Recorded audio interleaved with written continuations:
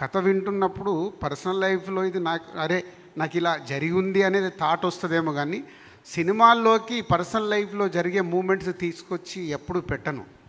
ఎందుకంటే universal, personal life is different, cinema is universal, ఆడియన్స్కి reach అవ్వాలి. కాబట్టి ఎక్కడో దీన్ని పెట్టాలి, రుద్దాలనే ప్రయత్నం ఎప్పుడూ నేను చేయను. అది ఇప్పుడు సీతమ్మ వాకిట్లో సిరిమల్లె చెట్టు ఉంది, అది ప్రాపర్గా మనకు ఆంధ్రప్రదేశ్లో అక్కడ జరిగేది. ఇప్పుడు శతమానం అవుతుంది, అక్కడ జరిగే కథ.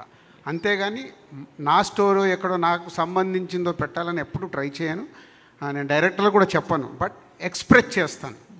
మూమెంట్స్ ఎలా ఉంటాయి, ఫ్యామిలీలో ఎలా జరుగుతాయి. ఇప్పుడు బ్రదర్స్, దీంట్లో కూడా 3 బ్రదర్స్ ఉంటారు. బ్రదర్స్ మధ్యలో జరిగే 3-4 మూమెంట్స్ ఉంటాయి ఈ కథలో కూడా. సో అవి కనెక్ట్ అవుతాం. ఆయన రాసినప్పుడు అరే నా లైఫ్లో ఇట్లా జరిగిందా మా అన్నయ్యతోని, మా బ్రదర్తోని, ఇలా చెప్పడం జరుగుద్ది. కానీ అది ఆటోమేటిక్ కథలో జనరేట్ అవుతుంది. విజయ్ గారు, ఇంతకుముందు మీరు ఎప్పుడు మ్యారేజ్ గురించి అడిగినా తర్వాత అనేవాళ్ళు.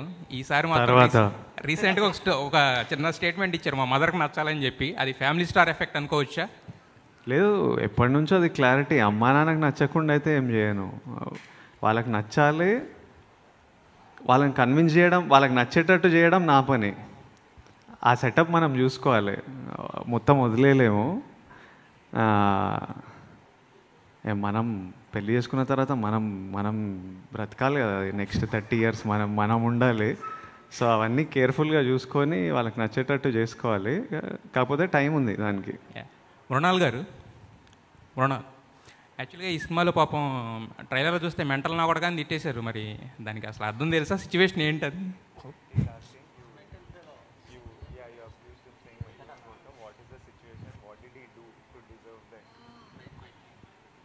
My God, don't ask. Actually mental ka kudka. But he's lovable also. That's why Evendi. But Evendi in different... Evendi. You know, there are cute moments. And I think in a relationship, it's always that lovey-dovey, that honeymoon phase, then girlfriend-boyfriend, then fiancé, then my husband, then mental ka kudka. Mental నా కొడక అర్థం తెలుసా ఇంతకీ మీకు? ఇంతకీ అర్థం తెలుసా దానికి? Do you know the meaning of mental నా కొడక in Telugu? Paagal కైకా. Sir Vijay గారు, ఈ సినిమాలో మీ క్యారెక్టర్ పేరు మీ నాన్నగారి పేరు పెట్టారు, గోవర్ధన్ అని. సో పరశురామ్ గారు స్క్రిప్ట్ చెప్పినప్పుడే ఆ టైటిల్తో వచ్చారా, లేదంటే మీరు సజెస్ట్ చేసిందా? ఎందుకంటే ఇందాక చెప్పారు నాన్నగారిలా కనిపించాలి అని, ఆ మీసకట్టు అది చేశారంట. సో మీరు సజెస్ట్ చేశారా పేరు? నేనే అడిగిన, పేరు లేకుండే అప్పుడు క్యారెక్టర్కి. నేను అడిగిన ఇట్లా గోవర్ధన్ అని పెడదాము, ఎందుకంటే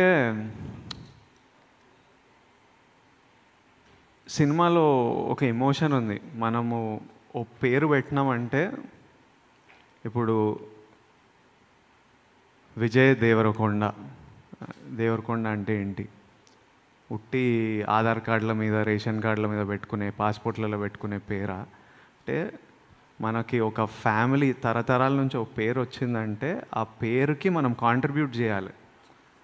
నెక్స్ట్ జనరేషన్స్కి ఆ పేరుకి ఒక ఐడెంటిటీ ఇవ్వాలి, ఆ పేరుకి మనం ఒక కాంట్రిబ్యూషన్ ఉండాలి అన్నట్టు.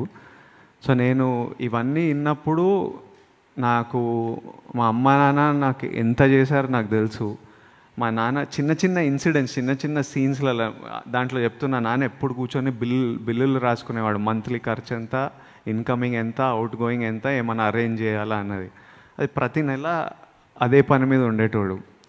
సో ఇవన్నీ చూసినప్పుడు, సినిమాలో కూడా విన్నప్పుడు నాకు అది కనిపించి నాకు ఈ పేరు పెడదాము. For me also it's like a dedication to my dad and to all fathers who fight for us in a way. So I asked him, అందుకే అలా అడిగాను.